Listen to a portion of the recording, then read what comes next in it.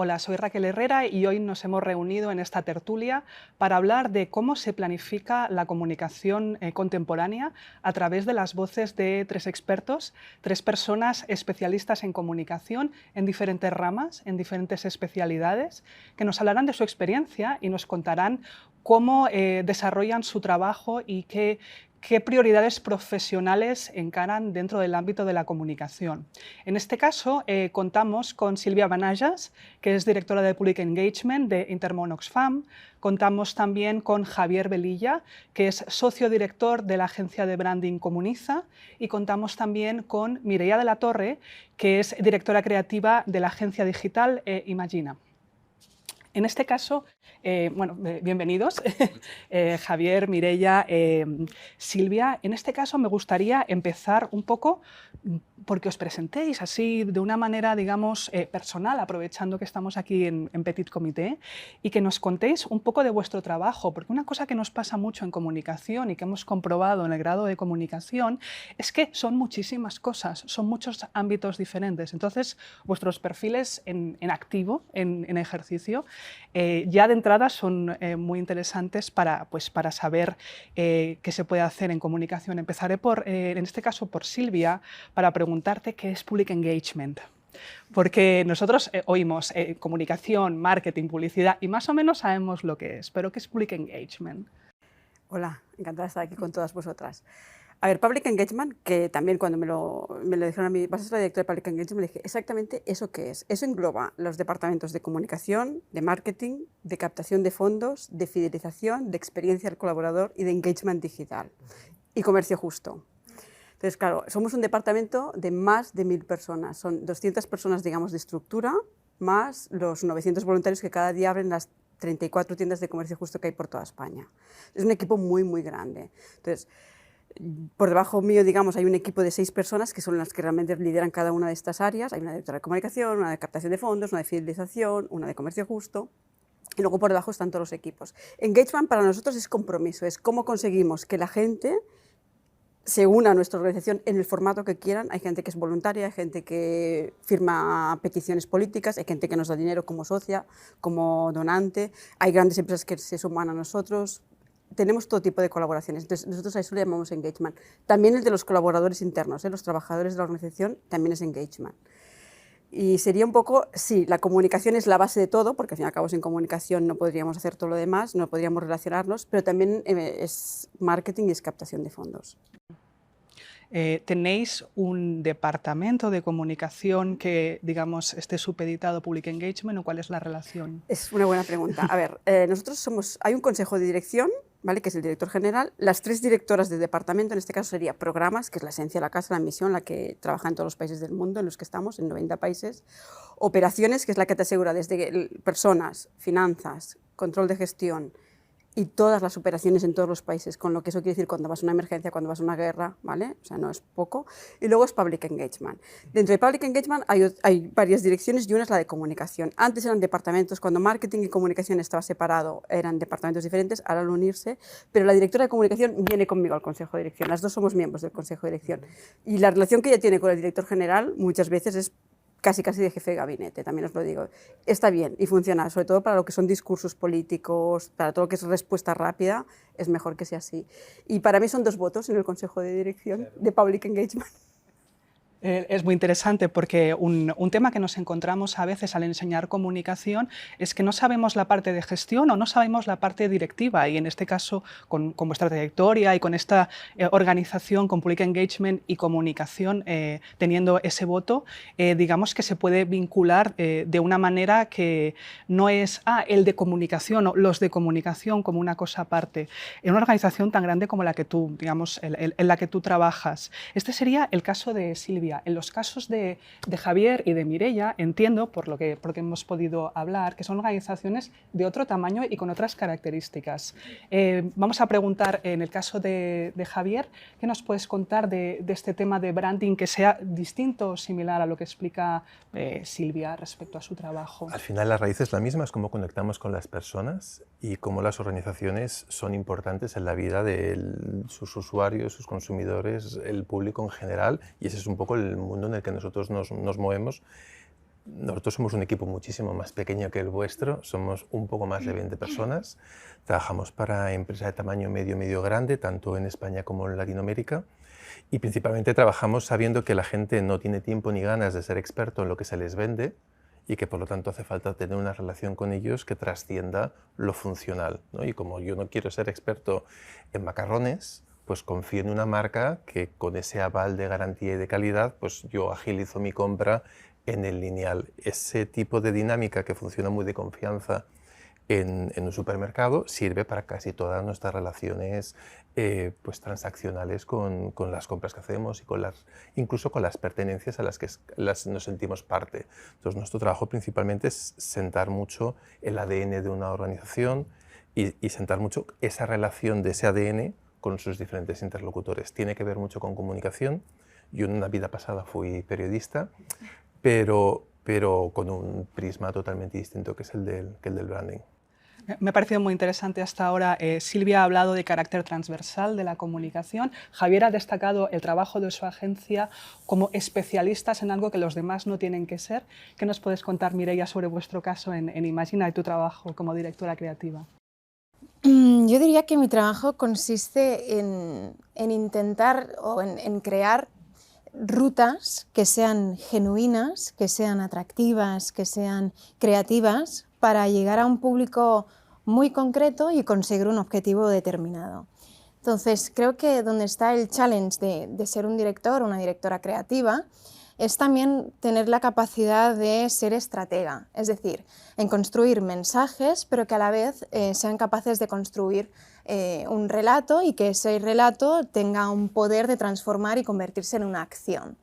Entonces, creo que la parte de comunicación es muy importante, el saber comunicar, el saber transmitir ese mensaje en concreto, pero también es importante hacerlo de forma que sea original, de forma que sea, como he dicho, ¿no?, genuina. Es decir, cuando hablamos de marketing digital, y en Imagina somos una agencia de marketing digital, intentamos buscar la microsegmentación, los microcanales, para que, digamos, esos mensajes o esos objetivos se consigan, pero que sean relevantes para un público determinado. Ya no vale la gran campaña, sino en transformar pues cómo esa gran campaña tiene un poder de, precisamente, de engagement, ¿no?, que antes lo has explicado muy bien, cómo ese público puede sentirse interpelado, puede sentirse que los tienes en consideración, ¿no? Yo creo que vamos un poquito más allá. Y luego también creo que una de las partes importantes de nuestro trabajo, que quizás no la hemos comentado hasta ahora, es la capacidad de liderar equipos, que eso es súper importante. Nosotros somos un equipo de unas 40 personas aproximadamente para dimensionar Imagina, y creo que es importante tener la habilidad de liderar. Yo soy muy joven, pero creo que es importante, al igual que hay la parte financiera, la parte de captar talento, que este talento se sienta que es partícipe, ¿no?, que pueda participar, que tiene una voz dentro de tu plan estratégico, bien sea un plan de marketing o un plan de comunicación, que cada vez, hay como unos límites más difuminados. Sí. Exacto, pero creo que es un cúmulo de diferentes cosas. Al final somos como directores de orquesta y, al igual que explicaba nuestra compañera, pues hay diferentes departamentos que tienen todos pues que involucrarse dentro de un plan, y nuestro trabajo consistiría, en mi caso, en que todo esto pues sea creativo, sea atractivo y que cumplan con un objetivo, ¿no?, que también es muy importante, no quedarse solo en la parte estética y gráfica, etcétera, sino también cumplir con unos KPIs, que al final es lo que nos van a pedir todos los meses. Han salido muchas ideas interesantes, sobre todo sobrevolando y profundizando la idea de engagement, partiendo de este trabajo en equipos hacia afuera, ¿no?, para lograr esos objetivos que comentaba finalmente Mireia de satisfacer las expectativas de clientes, colaboradores y de usuarios finales. Entonces, en ese sentido, quería preguntaros a todos, por una parte, lo había enfocado un poco diferente, pero creo que podemos empezar por los de dentro. los equipos, ¿no? Trabajando en comunicación o de manera relacionada con la comunicación, ¿cómo os ponéis de acuerdo? Porque no trabajáis solos y eso es muy importante, no estáis solos en vuestros trabajos, tengáis el cargo o la situación que tengáis. ¿Cómo lleváis a buen puerto los proyectos de marketing, de ONG o de branding, teniendo en cuenta este enfoque de comunicación que queremos darle para que todos los miembros del equipo obtengan los mejores resultados? Luego, en todo caso, podemos tratar el tema de los clientes y lo que sale, ¿no? lo que realmente se entrega.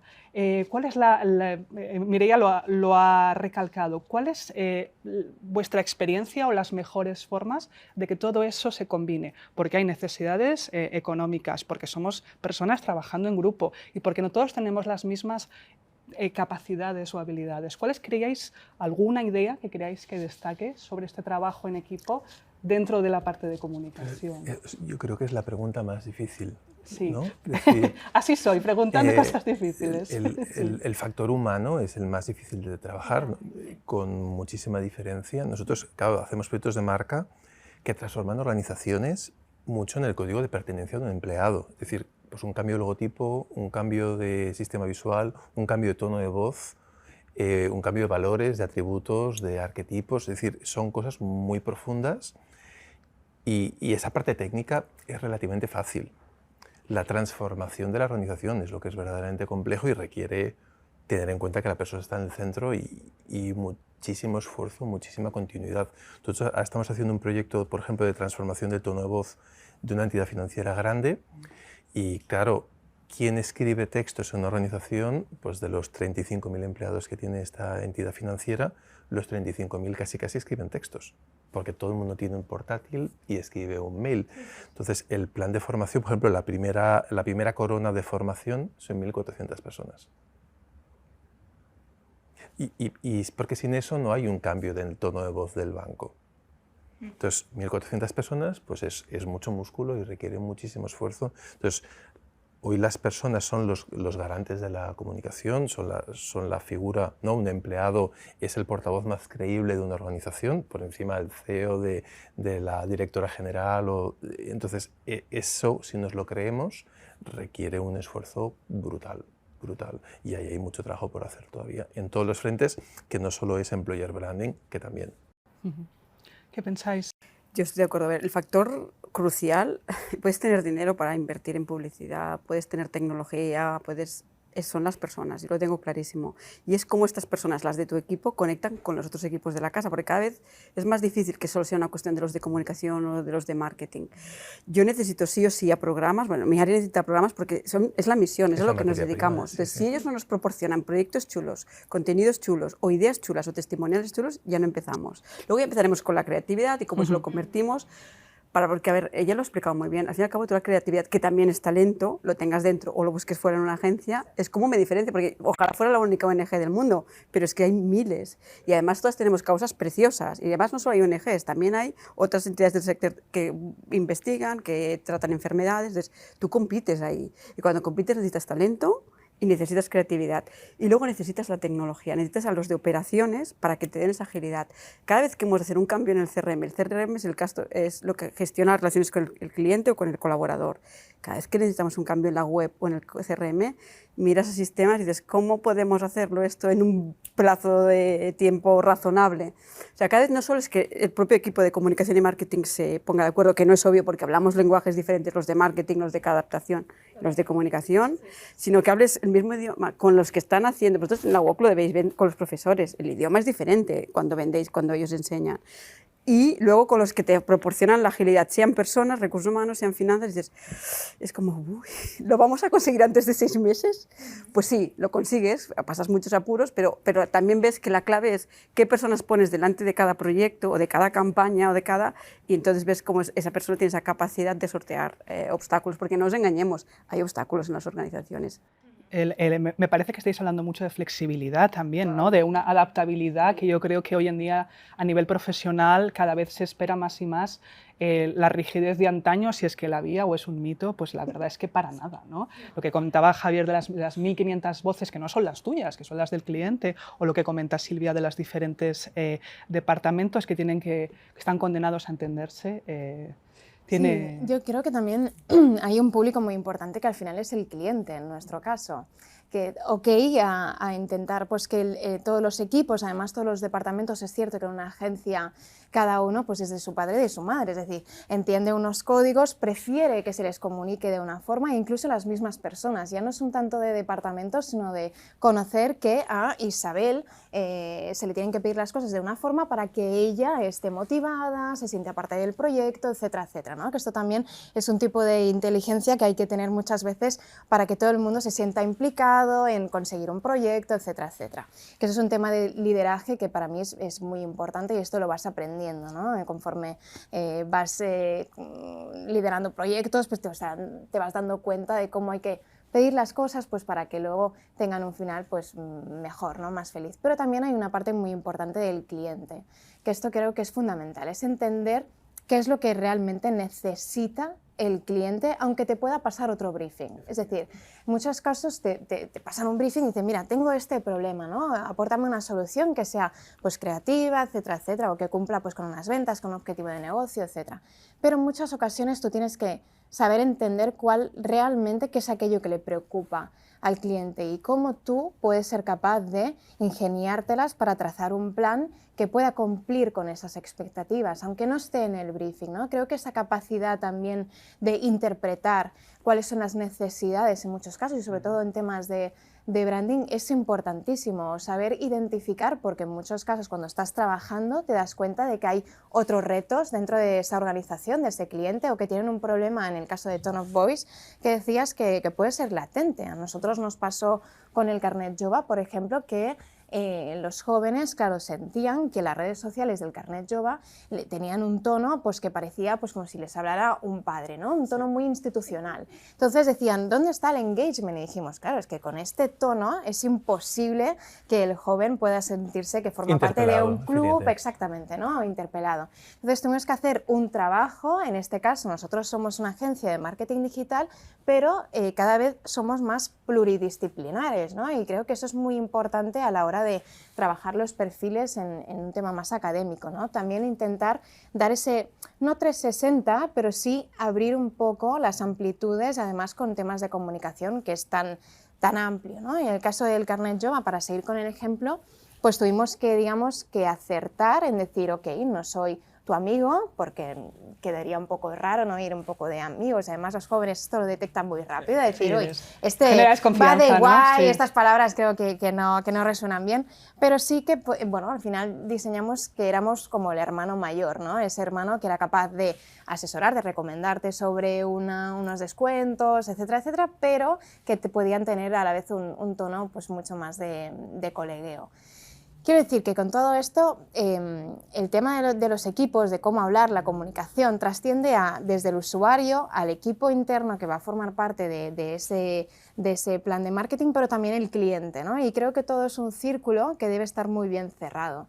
Además, yo creo que aquí es donde está realmente el reto, ¿no? De que todo, y que luego, en mi caso, los de arriba, ¿no? Los jefes superiores también digan, ok, todo esto además sale a cuenta, ¿no? O sea, claro, tiene un beneficio, rentable, porque tú si no puedes hacer planes perfectos, maravillosos, que a todos nos gustaría, pero tienes que cumplir, digamos, con unos beneficios o con una retribución. Claro. Me ha parecido muy interesante cómo habéis insistido todos, aparte de, obviamente, en la rentabilidad, en ese tono que va de dentro a fuera, de fuera a dentro, pero ¿qué otros retos os habéis encontrado en vuestras respectivas campañas, planes, que recordéis como, wow, esto fue realmente un desafío, un gran challenge en mi trabajo de marketing, en mi trabajo de branding, en mi trabajo en la ONG, que penséis que sea más interesante compartir con los estudiantes? Hemos hablado mucho de procesos, ¿no? Quizás, pero a nivel de otros retos o de otras particularidades, de otros obstáculos, ¿cómo pensáis que que ha sido más difícil, aparte de los más de 1000 trabajadores que tienen que comunicar con una voz colectiva? Seguramente hay dos grandes retos. El primero es la segmentación se ha muerto. Y eso nos hace la vida muy difícil porque el usuario es muy poliédrico, es contradictorio, es escurridizo y cuesta mucho. Tenemos mucha huella digital de los usuarios, pero al mismo tiempo cuesta mucho perfilarlos. Yo creo que por un lado los usuarios y por otro lado los canales. Los canales han cambiado, se han fragmentado muchísimo y ser relevante en los canales donde la gente está es más difícil que nunca. Porque todo el mundo está buscando serlo en esos canales. Y porque las reglas de la relevancia en esos canales son muy estrechas, muy estrechas. Entonces yo creo que esos dos frentes están ahí con mucha potencia y fíjate la perversión, ¿no? A nivel corporativo, como LinkedIn, que es una red profesional brutal, funciona perfectamente bien a nivel personal y fantásticamente mal, pero hasta lo rotundo, a nivel corporativo. Entonces ya la propia red tiene todo un patrón de comportamiento que fomenta el individuo profesional y no lo corporativo.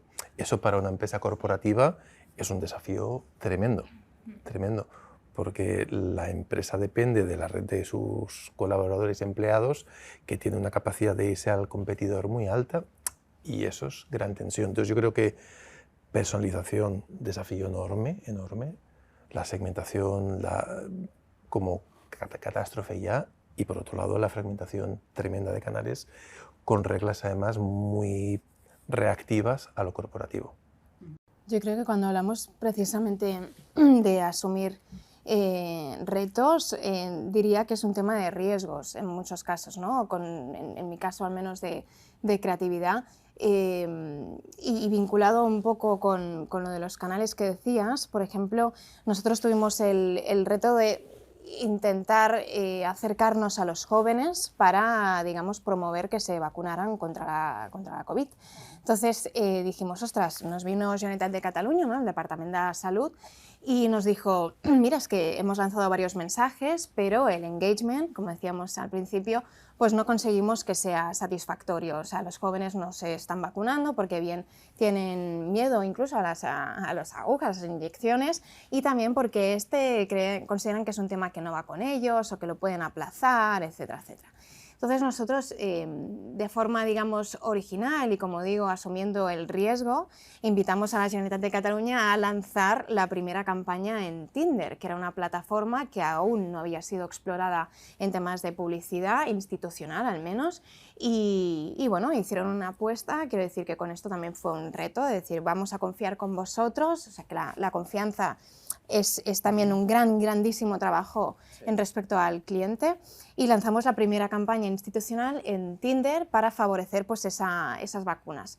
La verdad es que fue un éxito. De hecho fue una de las campañas con mayor notoriedad en los medios de comunicación, porque claro, era fácil ese titular de la Generalitat de Catalunya lanza la primera campaña en Tinder, pero aparte de todo esto, creo que los jóvenes encontraron una campaña en un canal totalmente inusual. Quiero decir con esto que a veces la creatividad no es el mensaje, sino también es el canal, es decir, vamos a ser originales buscando un canal que antes no se haya explorado, aunque haya muchos, pues vamos a hacer un trabajo previo, que esto es importantísimo, y detectamos en este caso que en Tinder pues aún no se había hecho ninguna campaña. Entonces los jóvenes vieron un mensaje que a ellos pues les gustaba, que era un match, era un tema pues un poco más carismático, una campaña pues que utilizamos la ilustración, con unas fotos pues muy de postureo típicas de Tinder, incluso que era graciosa, y los jóvenes dijeron, ostras, pues así sí, ¿no? Y en Tinder es algo totalmente inesperado,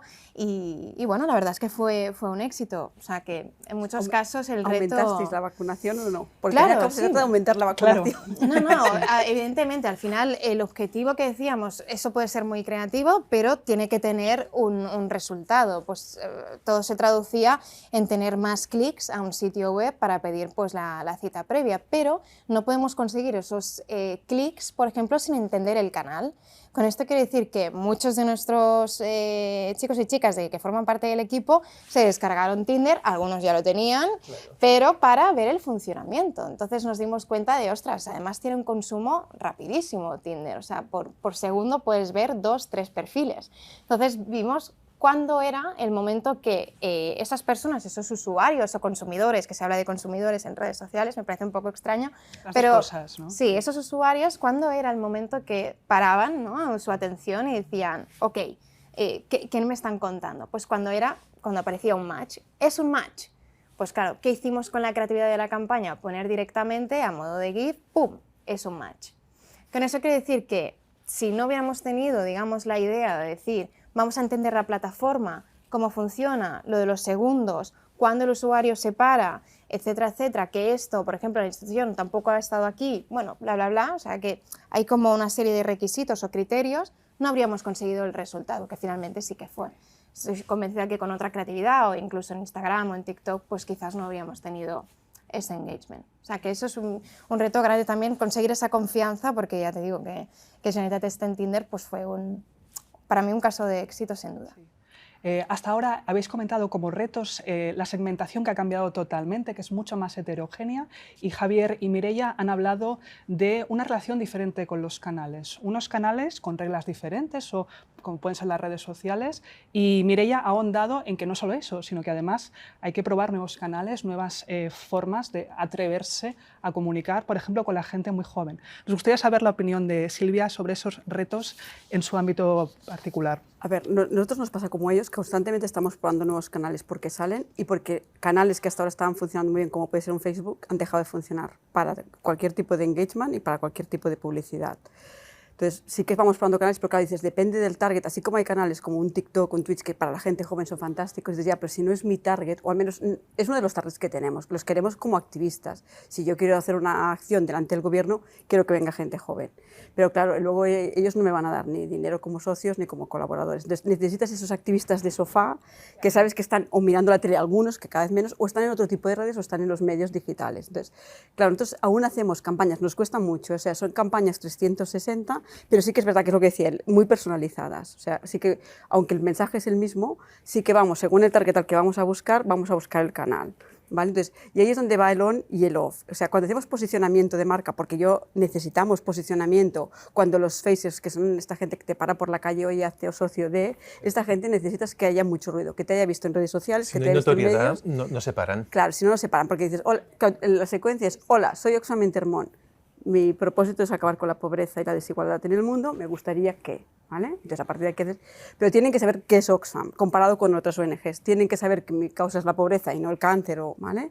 Y tienen que estar dispuestos a que yo concederme 2 minutos y pararme. Eso es difícil, pero eso lo conseguimos.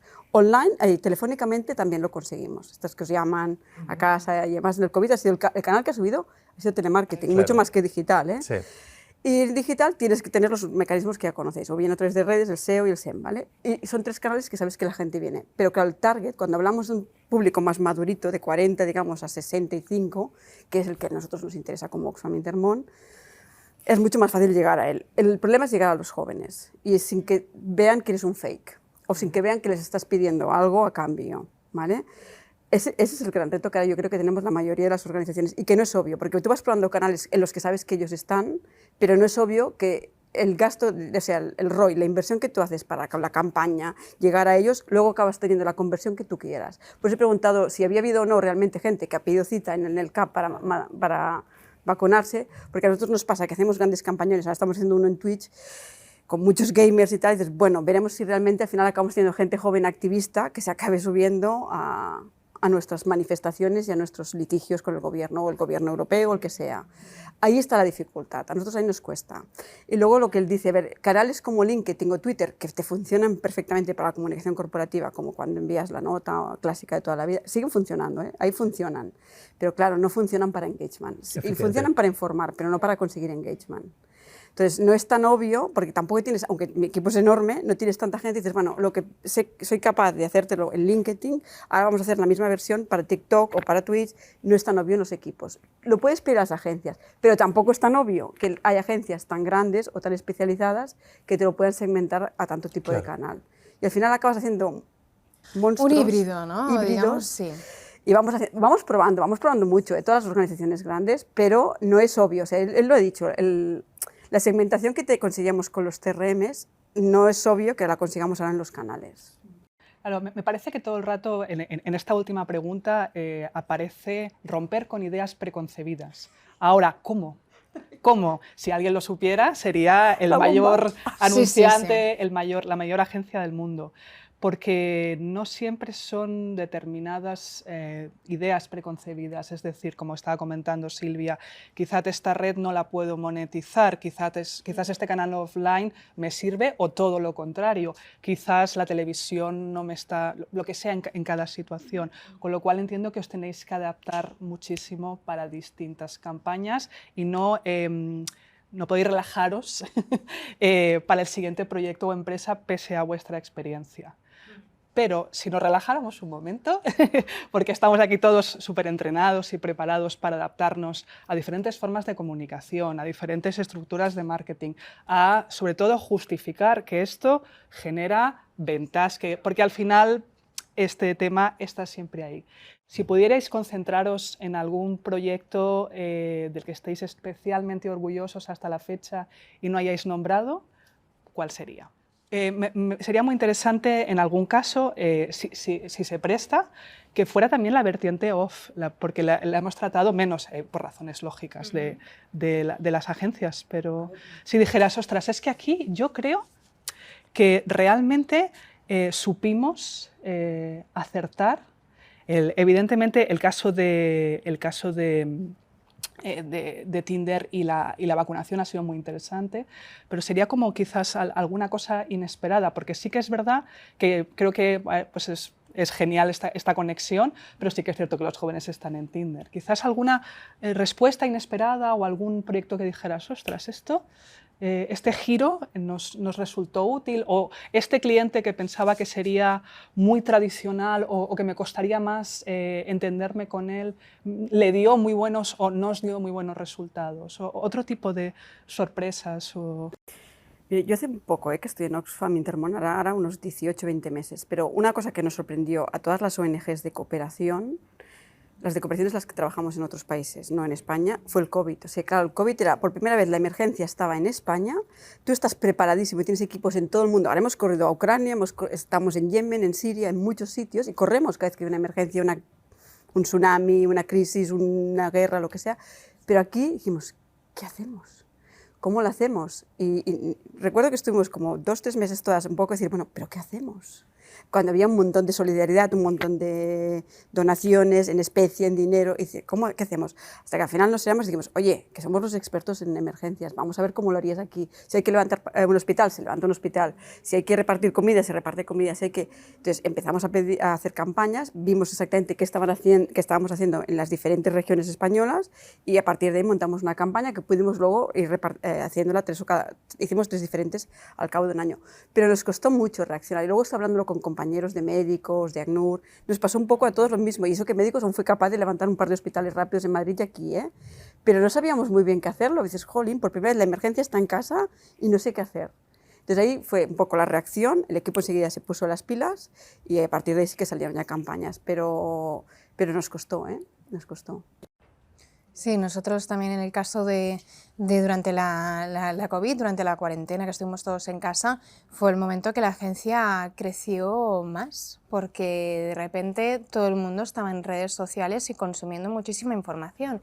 Incluso todos los departamentos de la Generalitat de Cataluña de repente tenían necesidades de comunicar cada día algo distinto, y que en muchas ocasiones lo que habías comunicado ayer ya no era válido, debías cambiar totalmente el mensaje. Entonces, el hecho de, bueno, fue un reto y un cambio radical también en el flujo de la información.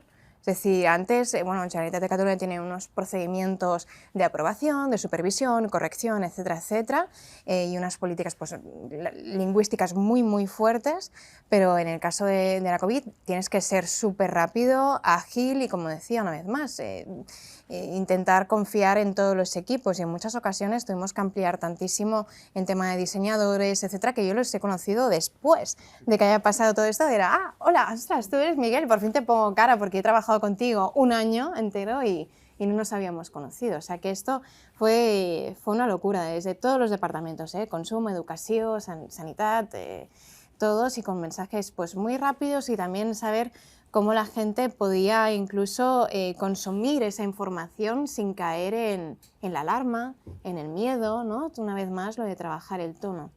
Fue un reto, sin duda. Desde luego. Yo la semana que viene veo gente del equipo que no he visto todavía. Sí, sí. Sí, y es tremendo. Nosotros hicimos un plan hace 4 años, un poquito más de 4 años, hicimos un plan de internacionalización, principalmente en Latinoamérica, y antes de la pandemia ya teníamos proyectos activos sobre todo en Colombia y en Panamá, y claro, la pandemia cambió todos los flujos de trabajo en mi agencia radicalmente, porque se podía hacer trabajo en remoto y daba igual. Todo nuestro equipo estuvimos casi 2 años trabajando desde casa.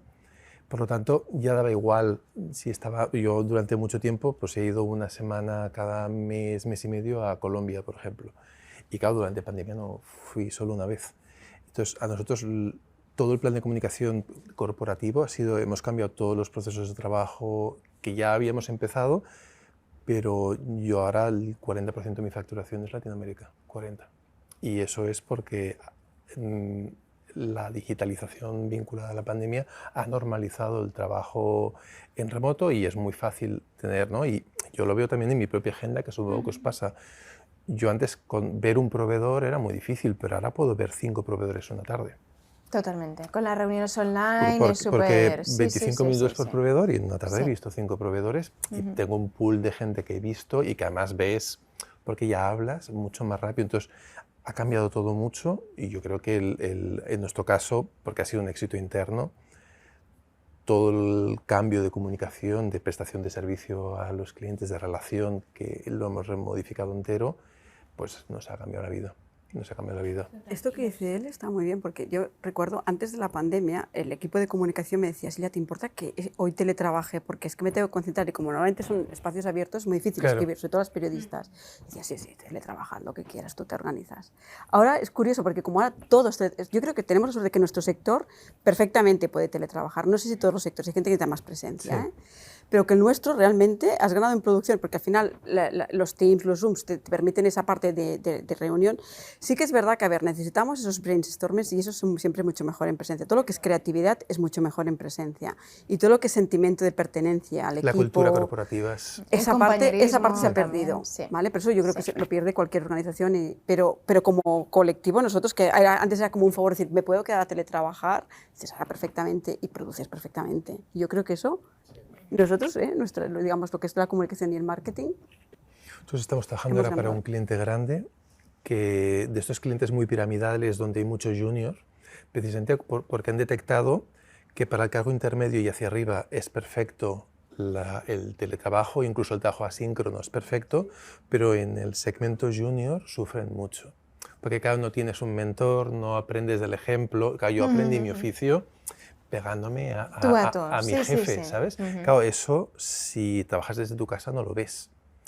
Incluso cosas muy tontas como la ética del trabajo.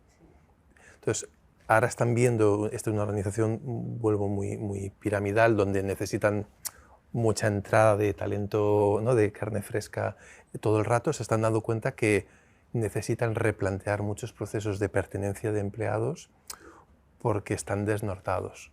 Y ahí también va a aparecer que durante mucho tiempo la comunicación interna no ha sido importante, era como el hermano pobre de la comunicación, porque los que hacéis campañas, todo guay, pero claro, los de comunicación interna hacían de golpe el público interno. Nosotros, al menos en los proyectos que estamos haciendo de employer branding, se está descubriendo como un súper público, porque estamos todos más solos de lo que pensamos y todos más huérfanos de lo que pensamos desde el punto de vista organizativo.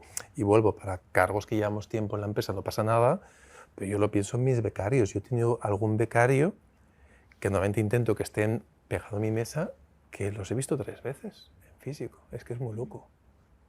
Es muy loco. Bueno, hay una becaria que no he visto nunca, la veré la semana que viene. Entonces, claro, para ella es muy difícil.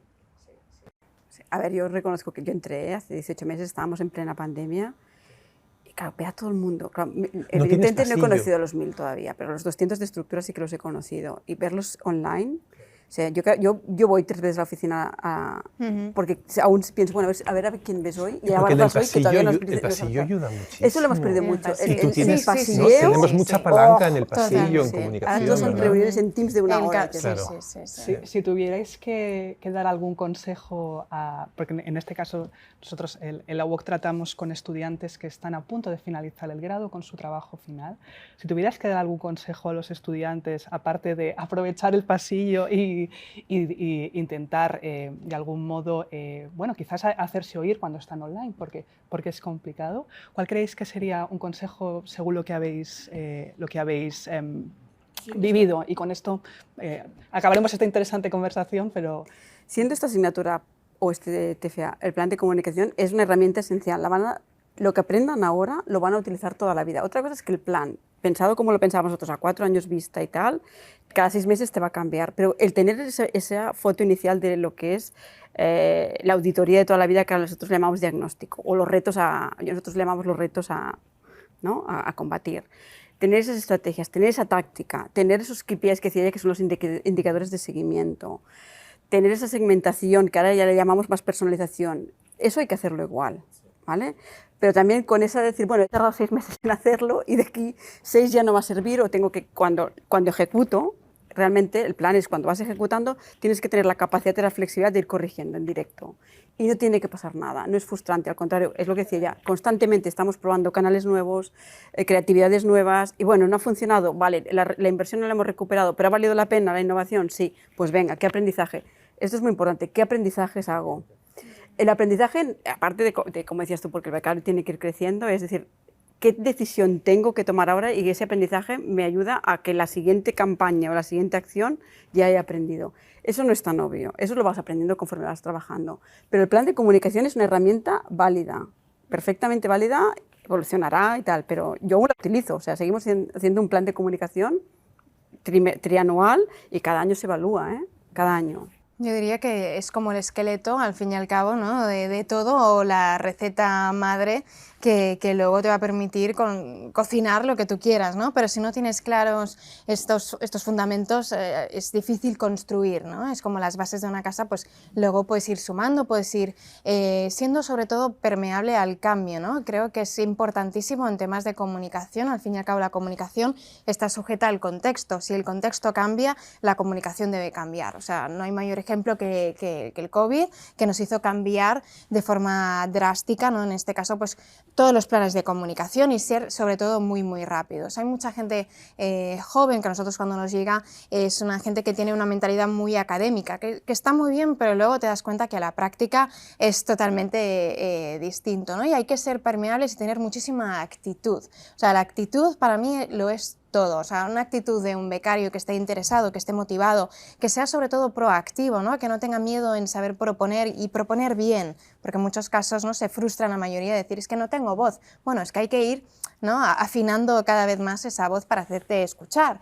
Creo que esto es importantísimo, la actitud. Y luego también tener claro hacia dónde ir, porque la comunicación es como una marea muy grande, entonces tienes que trazar un poco tu plan de ruta, tu instinto, ¿no? Si tú dices, ostras, pues es que me apetece más o creo que se me va a dar mejor una comunicación corporativa, pues ir encaminándote un poco para allí, o la creatividad, pues ir un poco para allí.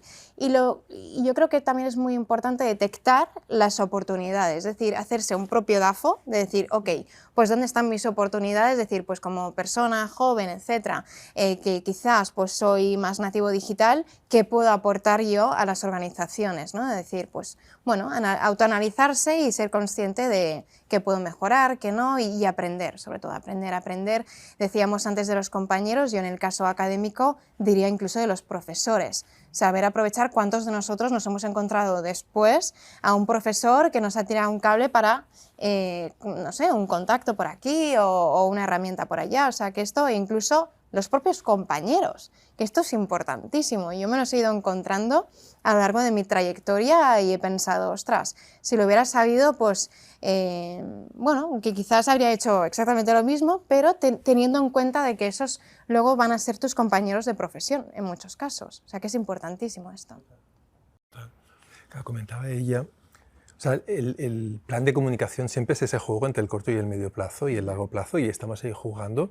Yo creo que aparece una keyword nueva que sí que nos condiciona, que es el experimento, ¿no? El experimento es, con una humildad tremenda, no tengo ni idea de nada, voy a probar esto y si funciona, pues ya lo escalo, ¿no? Entonces, yo creo que es algo a incorporar, y creo que un buen plan de comunicación tiene que tener hipótesis, formular hipótesis para poder hacer experimentos luego. Yo creo que eso es crucial y cada vez más, porque en eso largo, corto y medio, el experimento estamos jugando los tres ahí.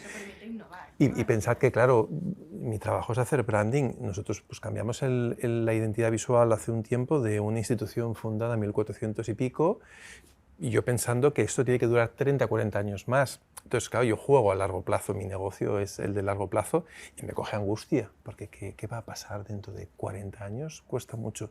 Y la segunda cosa es, hay tres fuerzas en comunicación que yo creo que tienen que estar en un plan de comunicación, y que es bueno, que no forman parte estricto de comunicación, es la periferia, pero que es bueno que la añadan, ¿no? La primera es tecnología, desde luego que lo comentabas tú, tecnología vital, porque nos dice lo que es posible. Nos abre el abanico de lo posible. La segunda capa es la economía, es negocios, que tiene que ver con lo que es rentable y por lo tanto lo que va a perdurar en el tiempo, porque si no es muy difícil. Y la última es la capa cultural, que nos habla sobre lo que es deseable. Entonces, esas tres fuerzas, que no son solo comunicación, es importante que abran el foco y lo coloquen. Y el mundo con pandemia nos demostró que las certezas hay que ir con mucho cuidado con ellas, con mucho cuidado, y que es bueno que seamos muy humildes, y el plan de comunicación es bueno que sea en plural, es decir, hipótesis A tal, hipótesis B tal, es decir, que tengamos flexibilidad. Que no te lo juegues toda una carta, o sea, porque el futuro es demasiado importante como para que solo tengamos una apuesta, ¿sabes? Y todos jugamos en múltiples apuestas, pues que el plan de comunicación tenga la contradicción en sí misma, porque las organizaciones nos hemos vuelto demasiado complejas y el mundo se ha vuelto demasiado difícil como para que solo haya una opción. Yo creo que es una competencia que tiene que tener el DIRCOM o el DIRMAR, que igual llámalo como quieras, es esa capacidad de leer el contexto. Eso es imprescindible. O sea, tú tienes que ver las tendencias, tienes que ver lo que está pasando en geopolítica, lo que está pasando en economía, y tú eres la persona que lleva al consejo de dirección esa información. Y que es una información muy poco cuantitativa, sí, es muy de insight, pero total. Ese insight vale oro. Es mucha Afortunadamente sensibilidad. cada vez tenemos más indicadores, tenemos barómetros, tenemos estudios de mercado, estudios de vocación, tenemos más información, pero es muy importante, porque si no es algo que está allí, y dices, es una intuición, bueno, es una intuición. Es una intuición informada. Pero es una intuición informada, porque esta es la otra cosa que aprendes cuando estás en el consejo de dirección, que tienes que traer las cosas racionalizadas, informadas y con KPIs y con indicadores. Sobre todo no lo que pasa aquí, sino lo que pasa en todo el mundo, porque en el caso, por ejemplo, de marketing digital, o sea, lo digital es global, no hay barreras, entonces no es como sintonizar, ¿no?, tu canal de TV, esto es que se difumina completamente, entonces, bueno, ya lo hemos visto, lo que pasa en China, mañana lo tienes aquí, ¿no?, entonces esto es totalmente global y totalmente permeable de todo lo que pase, ¿no? Yo recuerdo cuando estudiaba había los cool hunters, que eran esos cazadores de tendencias, que era algo súper raro, súper cool, ¿no?, y ahora es algo que forma parte de nuestro trabajo. Es que son influencers o creadores de contenidos. Sí, bueno. existe esta figura, peinan, pero hay que estar, cuidando de pues, todo lo que pasa, ¿no? Y la otra cosa que es muy importante que nos toca custodiar a nosotros es la reputación. O sea, la reputación de la organización depende de todo, porque cualquier persona puede dañarla, jugártela. Pero es verdad que a quien nos toca, digamos, custodiarla es a los directores de comunicación. Y eso también es importante. Eso no tiene que hacer que seamos muy conservadores, sino al contrario, que ser valientes para experimentar. Pero saber siempre ese balance entre aprovechar oportunidades, como decía ella. Tú tienes que tener tu plan, pero si viene una oportunidad, viene un influencer, viene no sé qué te dice, quiero hacer esto con vosotros, hay que el experimento que decías, ¿no? Es un equilibrio, ¿no? Todo. Por lo tanto, esto es una profesión para valientes. Desde luego. Y que te guste el riesgo. Desde luego. Pasa que yo a los clientes siempre les digo, o sea, en la doble balanza, ¿no?, entre la consistencia y la relevancia, hay que ser relevante. O sea, la consistencia... Aunque hablen mal de ti... La consistencia normalmente es que busco pues, mi manual, mi tono de voz, mi identidad, y lo otro es, voy a ser importante en esa batalla. Y que hago branding, que en teoría somos los guardianes de la consistencia. Sí. Entre la consistencia y la relevancia, relevancia. ¿Estás seguro de que esto quieres que quede Segurísimo. grabado? Segurísimo. Esto- Está sobrevalorada la consistencia. Totalmente de acuerdo. A mí me parece que tendríamos realmente para hacer una serie de podcasts sobre estos temas, Total. porque han aparecido muchísimas ideas sobre consistencia y relevancia, sobre experimentos, sobre atreverse lo suficiente, sobre proteger y dejar abrir la reputación. Y ha sido muy interesante porque no solo hemos hablado de canales, que también a veces cuando se habla de planificación en comunicación parece que la gente está obsesionada con on, off y online, y la conversación de hecho es mucho más amplia. Como decía por ejemplo Javier, y todas habéis hecho vuestras las palabras de alguna manera. Hay varias capas con las cuales jugáis permanentemente sin dejar de lado que son organizaciones, que son negocios, que necesitan de vuestras habilidades y servicios. Creo que continuaremos esta conversación en el futuro, en otros contextos, pero por ahora lo que quería era pues, agradeceros vuestras intervenciones, Silvia, Javier, Mireia, y bueno, a partir de aquí seguro que será un material muy interesante para los estudiantes del grado de comunicación.